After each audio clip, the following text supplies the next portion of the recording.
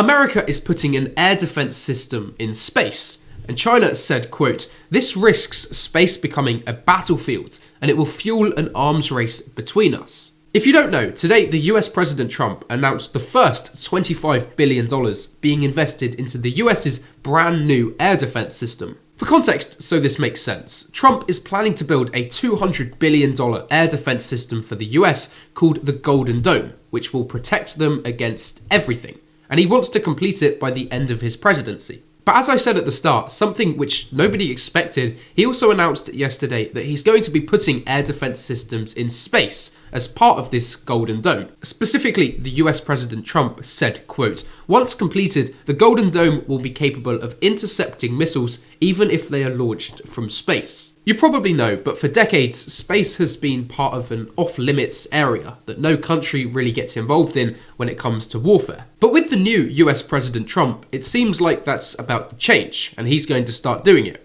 And Russia and China are also really annoyed over this, because it means that if the US is doing it, then they likely need to start doing it too. China even spoke on this. They said, quote, "The US is obsessed with seeking its own absolute security, and that violates the principle that no country's security will come at the expense of others." Now, exactly how these air defenses in space are going to work, of course we don't know. We've never seen anything like it before. But the US President Trump has put the leader of the US Space Force in charge of this, and he's going to manage how it works. Either way, the US has announced the first $25 billion investment into the $200 billion Golden Dome, and they're going to be putting air defense systems into space as part of that.